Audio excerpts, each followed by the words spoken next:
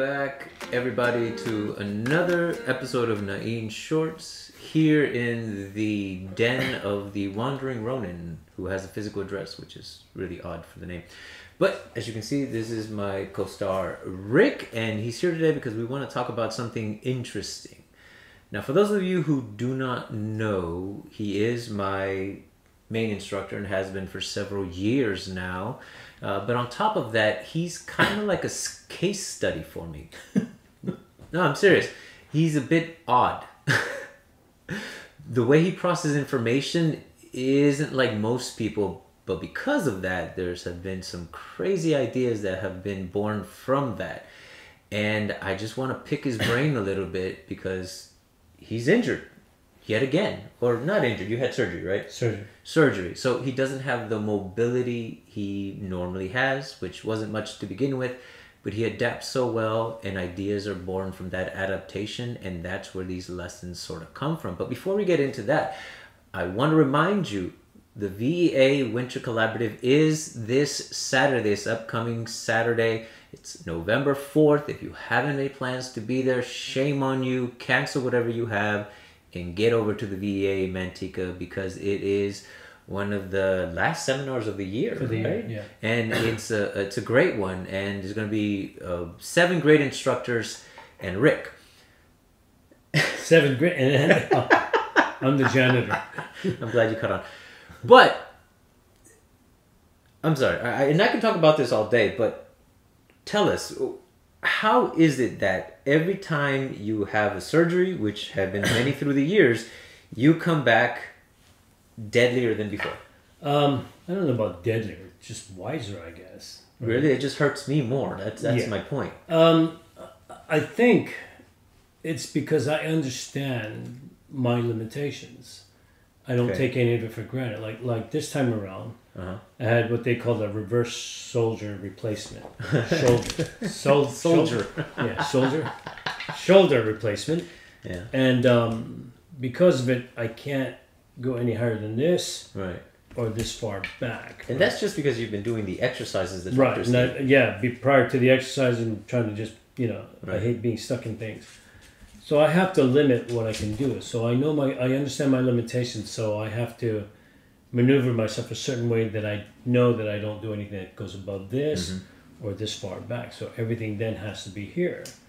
Now, why is that important though? Well, because in our philosophy, if you ever stick your hand out here, you're at your weakest because it's easy to push this down. Right, it's a big lever. Right, it's a big lever. But if we keep it here, it's harder because now you have more stability from the rest of your body. Yeah, for other arts, you're closer to your center. Right. So because of that, I'm really at an advantage being this tight, because it's literally the way I fight anyways. You're one of the few people that calls not being able to move your arm an advantage. Yeah, well, and for me it is, because again, I understand my limitations, what I can and can't do. So because of that, I'm able to adapt and understand my mechanics properly, and even to a point where I can put the opponent somewhere where he's not as strong with his mechanics. At a disadvantage. At their disadvantage. So yeah, I kind of like every time I get injured. Right now, a while back I had hip replacement. Yeah, had the whole thing. Right, and it happened on Thursday. And I was already up and about, teaching class on Saturday. On a crutch. Right, on a crutch. And you wanted to put it to a test. And yeah, I've never gone easy on him. Right? And what happened? And I got my ass kicked. Yeah. With one leg. With one leg. Right? So, on this time around, same thing. Yeah. I go to class just to show up, make sure let everyone know I'm okay and stuff. Which you actually didn't do much moving in class, and you used your left arm if you did any demonstration. Right? Yeah. But yet, you wanted to try. Yeah, of course. And what happened? You dropped my ass with one hand. Yeah. Right? Yeah. And it wasn't because I'm strong or anything like that. It's just I understood, again, my mechanics and my... Nearly 10 years, folks, I know he's not strong. Like, at all. You should see him try to, like, pour tea or open a honey packet. It's hilarious. But he can kick my ass. Sorry. But again, because I understand what I can and can't do. Right. And I try to use it to my advantage of how then am I going to move this person in front of me. You know? But what's the driving force behind that? Like, why not just heal up and get your full mobility back? You know, I'm glad you asked that, because the state of the world right now, people are getting mugged, punched. You know, you have these trends where a guy cold cocks somebody and just these crazy things, right? Right.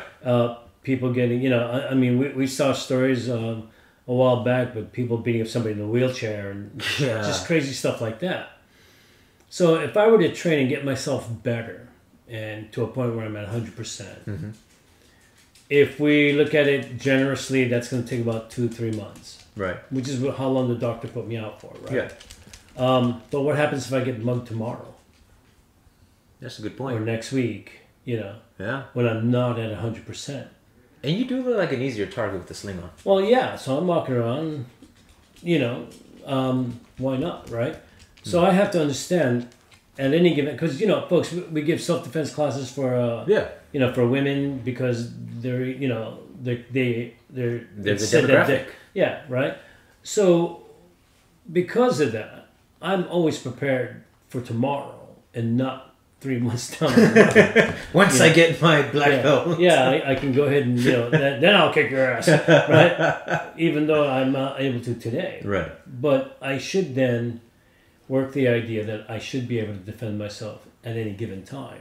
So it's not just your limitations, because that's what's going to keep you from getting hurt, obviously. Right. But then also you have to consider your capabilities. What can you do today? Right. And is that where these ideas are born from? Well, yes, of course, because once you understand what you can and can't do, then the stuff that you can do, you work the hell out of. Right? You know, you obviously the things you can't do. Right. So can't fly. Right. So you work on the things you know you can do. Okay. And try to get them to be at the most optimum, right? If I were to tell you, you know, oh, if you swung at me, I should be able to do X, Y, Z. But until that happens, I don't know what that X, Y, Z is, because I don't know what the bad guy's going to throw necessarily. Oh, that's true. Yeah. You know, they don't ever say, hey, I'm going to throw a right cross at you, so you better be ready. Yeah, planning for that specific attack. Right, so you're doing that, right? So I have to take it as it comes. But again, I also have to know my limitations, so I know that I can't react, you know. You can't just go, oh, shit. Right, exactly, and make it worse. So by understanding that, you know, we always talk about us being close quarter fighters. Right. But in this instance, I can't be so close. No, because usually the shoulder takes the brunt of the impact. Right, but also, I have to have that time to react. Oh. Right? If I'm close, I have, you know, and I'm 100%, I can do that. Yeah, I could do that. But because I don't have that, now I have to keep my ranging differently or consider that. And say, oh, wait a minute, I can't do that one. Now I have to do this. So, see, again, understanding your limitations, right. you start to know where you can and can't be. From range, your From mobility. ranging, and, yeah, right? I mean, you look at me, I'm right-handed. Right. So a lot of my power's gone. In theory, right? If I'm swinging the stick, I don't have that mobility of somebody who has the ability to swing really fast or anything like that, right? I hate when you post things like that.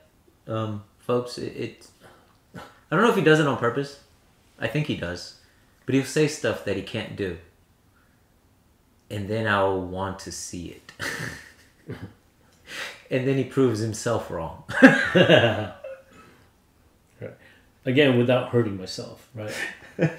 Usually it's me. I'm on strict orders not to move my arms a certain way. Right. Right? Meaning I can't raise up. When we visited the doctor on the follow-up, he says, oh, you can do all these things, but you can't do X, Y, Z, like going over your head, right, putting your shirt back, things like that, right? So with that, to me, that's the go-ahead to say, oh, I can do certain things then. Oh. Right, without harming myself anymore, right? Because the way the surgery is, it's a shoulder replacement, which means I can't do this, right? Right. So knowing that, then I keep my movements very shy of those movements, right? where I'm not going to do those things because that would just be dumb. Yes. Do you want to show that? Sure. Let's get up and show that. Wait, he has to. I know, see folks. I know I'm stupid, but it's yeah. So again, at 100%, I like being in this close because I understand what I can do. Right, I would be able to swing up here and do all these things, but because I'm limited now, I'm here. I come out here. So when he attacks, I'm here, and I'm doing this. You didn't see my hand go above my shoulder. Everything stayed down here. But as Nian just felt, a lot of stuff that I did had impact, had some hardware, yes or no? Do you want me to just hold it? Right? And these are all things that will work. But again, I don't have to raise my shoulder or go above a certain point where I'm going to hurt myself. I can still generate the power I need. Now, a lot of the stuff that you saw here, you would think, okay, that's where he's drawing, but that's not where I'm drawing my power, right? Where am I drawing? No, you're using your hips, and even sliding on the floor is right. I'm coming here, and this is creating the power. Yeah, your shoulder isn't even moving. That's wrist and your hip. Right, and you see what I'm doing. Right? And this left hand is heavy as hell. Right, because I have to understand what I have to create that impact to get your brain to freeze up and whatever. So this is how I'm moving myself and how I understand. So now, even here, right? This is my pinky. Cracking, you know, then here. Then I understand what I can and can't do. Again, my shoulders are never affected by anything that I do. So, thank you, sir. I appreciate that. All right. How then can this be taught effectively to those of us who are mobile? We break everybody's shoulder. Be prepared, folks. Bring a sling. No, don't do that. We don't need to do that. But you have to understand when you're put in these situations, the reality is that I need to be able to do something today. I can't work up to 2 or 3 months down the road. What am I going to do? Stay in the house and never go out and, so I don't get mugged or anything? Right. You still have to live your life. You still have to go out and do things, I mean, I'm able to drive. Why? Because everything is right here. I can, right. I don't need to do these crazy things. So, yeah, I can get around. I can't lift 15 pounds, because it's just too much stress on the arm. That felt like a lot more than 15 pounds of pressure on my pinky. Right, but again, using the proper mechanics is what's driving that power. Huh. Right, I don't need to crank way back here to generate that. Right. I can, it's all right here. And because of stick against hands and fingers, yeah, he's going to get the worst of it. My stick is not going to get hurt. Right? So sounds obvious, right? But it's stuff that I don't know if we've really considered to that degree, and that's what I mean about your thought process kind of being a little out there, because you take it to that degree. It's simplistic as hell. Yeah. But I think because it's so simplistic, not a lot of people take the time to consider it. Right. We consider the technique, we consider the striking patterns, and the ideologies of fighting. But what about the thought of movement itself? Right. Well, and again, that's one of the things that we will be showing at the seminar. It's how we look at things. It's never been about what we teach. It's always been about how we teach. Right. Right. And how we look at things that for the most part is very much about common sense things. Right. Everybody always says, "Oh yeah, of course, that's common," but they don't do that. Whoa. Common sense by definition, not common. Yeah, at exactly. all. Exactly. So we look at it in such a way that we have to understand what are the limitations of the body itself, the mechanics that are involved. You can twist your arm, you can bend your arm this way, but you can't go that way. Yeah. Right, so we understand that. So wow, that takes me back to the first Nian short. Again, with the mechanics. Stupid dog. She knocked over the mic. She wants attention. Lucci, no. But yeah, you know, when you start to understand what the body can and can't do, then you start to understand your own limitations. And when you focus that into all your training. Right. And it's not like, did we rehearse any of the things that I did to you today? Nope. Right. We never do that, folks. Nope. We don't choreograph anything that we do. We just kind of go on the fly. No, that wasn't planned at all. I just know to swing the stick at him and usually get hurt. That's as much as I expect. Right. And because of that, everything is off the cuff. But a lot of that is pulled from training that we worked on in the last previous 10 lessons, years, right? Yeah. And all previous lessons. And we try to keep it all up here so that it can come out when we need it, right? And that's all I'm really doing, right? I just understand my abilities, my shortcomings, and I try to get it to be the best possible thing I can do for that moment. You take that complete picture of it all instead of just the individual pieces. Oh, I'm going to hit the guy. Well, what if he hits you back? Right. Uh-oh. Well, I didn't think about that. Yeah. Right? So we just start to learn how to move. So that's where I'm at. That's, again, folks, this is why I study this man. When he dies, he's going to donate his brain to me so I can dissect it. And we'll map it out. I'll bring out a book eventually on the way things have. Yeah. But these are the things that I've been getting for the past 9 years. And as simple as it is, it does take study, in my opinion. Or maybe I'm just dumb. I'm not 100% sure yet. I'll get back to you on that part.